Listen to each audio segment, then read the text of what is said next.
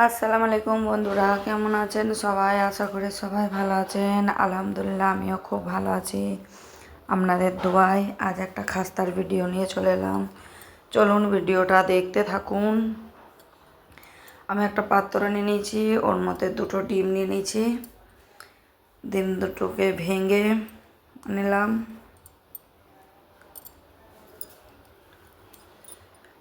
একটু কালো জিরে দিয়েছি 1 চামচের মতন, আর স্বাদ অনুযায়ী নুন দিয়েছি, আর চিনিও দিয়েছি। হালকা মিঠা পাড়া হবে, খেতে ভালো লাগবে খাস্তাটা। এবার সব মিশ্রণগুলো একসাথে মিশিয়ে নেব, আর একটু ঘিও দিয়ে দিলাম। ভালো করে চিনিটাকে গুলিয়ে নিতে হবে, যাতে চিনিটা সবটা গুলে যায়। এরপর আমি ময়দা দিয়ে দিলাম। ময়দাটাকেও ভালো করে এবার মেখে নেব। একটা ময়দার গুলা ডো বানিয়ে নেব, যেরকম রুটি বানাই সেরকম ডোটা বানিয়ে নিতে হবে। দেখুন, আমি এবার কিছুক্ষণের জন্য এটা রেস্টে রেখে দেবো। প্রায় আধ ঘন্টা পর এসেছি আমি। খুবই সুন্দর ময়দাটা রেস্ট পেয়ে গেছে। এবার একটু ভালো করে মাখিয়ে নেব, দিয়ে এবার বড় বড় দুটো পিস করে নেব। আমি ছোট ছোট করছি না, আমি বড় বড়ই পিস করে রুটিটা বানিয়ে নেব।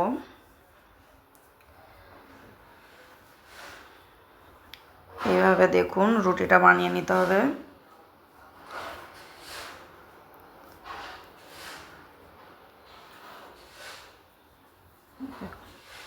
এই যে রুটিটা বেনে গেছে। এরপর একটা চাকুর সাহায্যে এইভাবে কেটে নেব। এইভাবে কেটে নিচ্ছি। আমি আমার শেপ অনুযায়ী দিচ্ছি, আপনারা যার যেমন পছন্দ সেরকম শেপ দেবেন। আমি একটু লম্বাভাবে দিয়েছি। দেখুন, এইভাবে শেপটা দিলে আমাকে ভালো লাগে, ওই জন্য আমি দিয়েছি। এবার এগুলোকে তুলে রেখে দিলাম সাইডে। দেখুন বেনে গেছে। আমি আর একটা ডো নিয়ে ওইটাকেও বেলে দেখিয়ে দিচ্ছি। আর এটা খুব পাতলা করা যাবে না, মানে যেমন রুটি পাতলা হয় সেরকম পাতলা নয়, এটা একটু মোটা রাখতে হবে। খুব খুব মোটাটাও নয়, মিডিয়াম টাইপের রাখতে হবে। খুব পাতলা হলে কিন্তু এটা চিপসে যাবে, ভালো ফুলবে না। ওই অনুযায়ী একটু মোটাটাই রাখতে হয়। দেখুন আমার এটাও বেনে গেছে।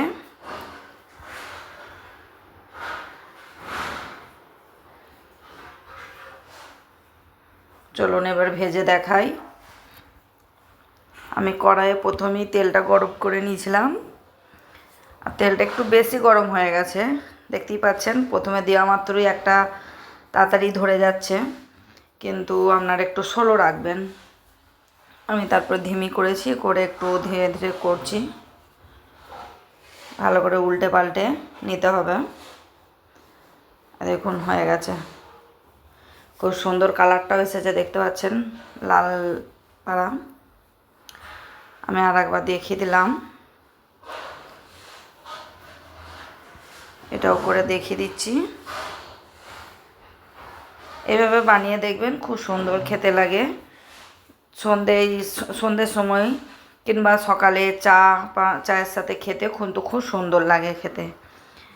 আর বাচ্চারাও কিন্তু খুব পছন্দ করে, নরম হয় আর একটু মচমচেও হয়, খেতেও খুব ভালো লাগে।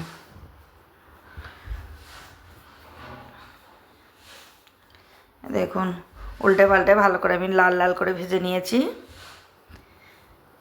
দেখুন এগুলো আমার ভাজা হয়ে গেছে, এবার তুলে নেব। আর কিন্তু দেখতেই পাচ্ছেন কত সুন্দর ফুলেছে। আর আমি কাছ থেকে দেখিয়ে দিচ্ছি, দেখুন কত সুন্দর ফুলেছে।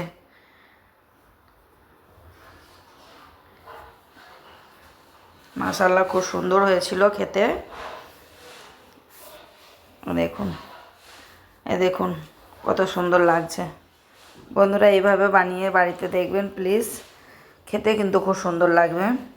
আমি একটা ভেঙে দেখাচ্ছি, দেখুন ভেতরটা কতটা সফট আর কত সুন্দর লাগছে, নরমও হয়েছে। ওকে, ভিডিওটা যদি ভালো লাগে লাইক কমেন্ট শেয়ার সাবস্ক্রাইব করে দেবেন প্লিজ বন্ধুরা, আমার পাশে থাকার অনুরোধ রইল। ওকে, আল্লাহ হাফেজ।